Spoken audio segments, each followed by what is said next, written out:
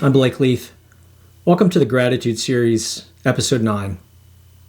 Today I'm thankful for kindness, goodness, and gentleness, and people who demonstrate these. People who, like Dr. Lucchetti, a colleague of mine, and she's great at everything, and she's kind with everybody.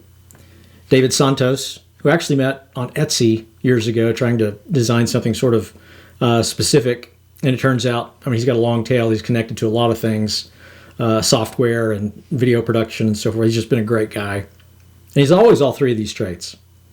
Dwight Brown, incredible participant several years ago in a workshop, who's a remarkable leader.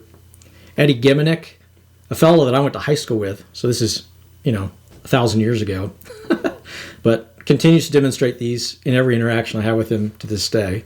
Greg Holden, who's a really special colleague, was a client a very long time ago, and I think just a remarkable coach, an incredible listener, courageous but gentle with people. Elder Fialho Guerreiro, I met him in a workshop in Portugal, and he was incredible that day, or that week actually, and continues to be to this day, and he sends me the kindest notes all the time. James McDonald, who is one of my favorite leaders of all time. He's got an incredible leader instinct, and then he's just got an insatiable curiosity, loves to read. He practices what he preaches. James Polanco, he's a mining supervisor. Met him a very long time ago in a workshop for facilitators, future facilitators. He demonstrates all three of these really well. John Kriarakis, same sort of thing, a participant, continues to demonstrate all three of these in all my interactions with him and what I see with others. Linda Rich, she's a retired human resources leader, was always kind, gentle, and good with me and others in a lot of tricky situations. Molly Emkes, it's been a long time since I interacted or saw Molly, but she was just remarkable and made a lasting impression. And it's been like 23 years. I'll never forget her. Rich Heban, who was an incredible engineer and lean manufacturing sort of a lead, a guru in that, and was always incredibly kind and good and gentle with me and others. Richard Vanderdyce, who's an incredibly talented software engineer. Toni Bell, I met her at a program several years ago, 2 or 3 years before COVID, and I was definitely out of my element, and she came right up and was all three of these things. She does a lot of what I do, leadership, organizational development, culture kind of work. She's remarkable. She's in Columbus, Ohio. Tracy Hackler, someone else went to high school with, always all three of these. Walt Benson, Walt and I met eons ago in a martial arts academy sort of situation, and then we became, working colleagues, and then he went back to college and got his master's, and then returned to where we were and became an incredibly successful entrepreneur, which he still is today, and he's also a county commissioner in the state where we work together. My dad has all three of these traits, and so is my daughter. So this could be a really long list. So I'm really fortunate. I know that we all have people in our lives who are kind and good and gentle, and for them we should be incredibly thankful, as I am certainly today. So I want to read from James chapter 3, verses 2 through 13 and 17, and I'm not going to read it like word for word, but I think it sets a pretty high bar for these three traits or behaviors. So here we go. We all stumble. Anyone who is never at fault in what they say is perfect, able to keep their whole body in check. When we put bits into the mouths of horses to make them obey us, we can turn the whole animal. Or take ships as an example. Although they are large and driven by strong winds, they are steered by a very small rudder wherever the pilots want to go. Likewise, the tongue is a small part of the body, but it makes great boasts. Consider what a great forest is set on fire by a small spark. The tongue also is a fire, a world of evil among the parts of the body. It corrupts the whole body, sets the whole course of one's life on fire, and is itself set on fire by hell. All kinds of animals, birds, reptiles, and sea creatures are being tamed and have been tamed by mankind. But no human being can tame the tongue. It is a restless evil full of deadly poison. With the tongue we praise our Lord and Father, and with it we curse human beings, who have been made in God's likeness. Out of the same mouth comes praise and cursing. This should not be. Can both fresh water and salt water flow from the same spring? Can a fig tree bear olives, or a grapevine bear figs? Neither can a salt spring produce fresh water. Who is wise and understanding among you? Let them show it by their good life, by deeds done in the humility that comes from wisdom. The wisdom that comes from heaven is first of all pure, then peace-loving, considerate, submissive, full of mercy and good fruit, impartial, and sincere. Well, I think that really sets a standard for all of us to demonstrate, the three things that I'm talking about here today. I also want to sort of commingle the importance of kindness, goodness, and gentleness with character and integrity, because to me, I see all five of them as sort of heliocentric, right, revolving around kind of the same essence in a person. So if you think about the word character, I mean, often we'll think of it in terms of, does that person have, high moral character, or is that a person of good character? And that's absolutely true. So we're talking about essentially, the qualities distinctive to that individual, and we're ascribing some sort of level of morality to it. So let's say that that's like the foundational interpretation of character. If you hover up just one degree higher than that, we start to think about, a character in a play or a novel or a song. And we ask, so what's the essence of that character, right? What do they stand for? How do they behave? What are they about, right? I think of an antagonist or a protagonist, and they've got, an essence, right? That's their character. Now, if you go to kind of a third level, even higher than that, we think of, okay, the character's on a keyboard, or the character that I inscribe or I sign onto something, or, engrave in a ring, right? Which starts to get us to the fourth and kind of original etymology, the origin of the word character, which is a Greek word, charakter, which is the impressing end of a stamping tool. The impressing end of a stamping tool, charakter. So think about a smith, any kind of smith, thousands of years ago, right? A coppersmith, a silversmith, ironsmith, a saddlesmith, whatever. And they take a saddlesmith, right? So they take their awl, their punching awl, and at the end of it, it's got the character, right? That's going to make that impression, and then it makes an impression, and the impression that it makes is not only character as we think about it today, but is also associated with logos, right? The Greek for meaning, which is to say that we make an impression in everything that we come into contact with, every person that we come into contact, every organization, every team, every family member, every leader. We are making an impression predicated on our character. And then, of course, what we know is that our character is synonymous and associated deeply with our reputation. And we know that our reputation precedes us.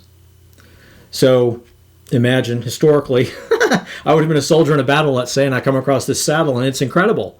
And I see, the logo emblazoned on it, and I say, wow, that's a great saddle. Oh, yeah, so-and-so made it. Oh, yeah, I've heard of that person, right? They make great saddles.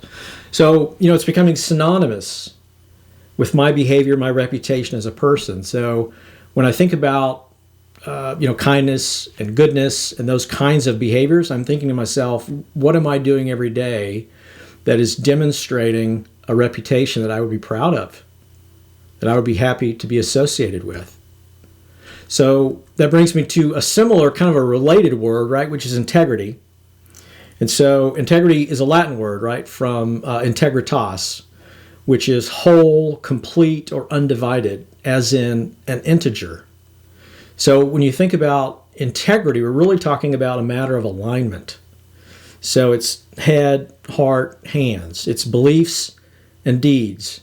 It's walking the talk, doing what I say, in public and in private. So am I demonstrating harmony in self with and through others at scale? Now, I shared a list of folks that are just incredible. and I could focus on any one of them, but given sort of a time limitation, I will focus on one person that I've chosen who I think demonstrates all that I've shared so far. So I'm going to read to you because there's a lot here, and I'll try to do it expeditiously. But I've chosen Jack Weinzierl. Now, so you can visualize Jack. Jack is married to Stephanie, and they have 3 children. He's got 2 sons, Alex and Max, and a daughter, Kennedy, with whom my daughter grew up and went to school with. And if you find Jack on Facebook, he is consistently kind and good and gentle. He praises his wife, his 2 sons, his daughter. He honors his elders, his memories of those who have passed, a great meal that he's just had, the folks who prepare it, the people who own the joint, the work that his colleagues in the company that he works for are all doing, a large part of which is often philanthropic in nature, and often which Jack directs, directing that work, right? So I have literally just gone to Facebook, where Jack and I are friends, and I have just chronologically chosen the last 10 of his posts, and then I've chosen one at the very end from 2018.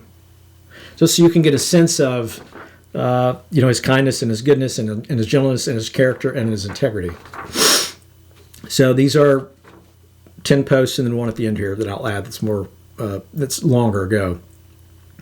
So the first post, and this is just, last week was Thanksgiving, right? So he says, now it's time for family. Happy Thanksgiving, family and friends. We have so much to be thankful for.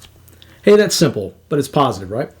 Number 2, and I'm paraphrasing slightly here, right? Because I don't want to get into a million details. But, our company held a rally to support men's health recently. Funds and awareness for all the dads, brothers, sons, and mates in our lives. Well done, Savannah and team. Number 3, we are so thankful for our team members and clients. This is a disposition of gratitude and appreciativeness, right? Number 4, and he loves his wife. Number 4, date night with my best friend. We really enjoyed dinner and meeting the owners, Scott and Jen. Well done, and we will be back. Number 5, oh man, he's an incredible runner. I hope he digs the Terry Fox episode that we just did. Because wow, is Jack a runner. I have been running, he says, for 43 years, about 25,000 miles now. And he chose to not participate in a recent marathon that, of course, he would have done really well in had he participated.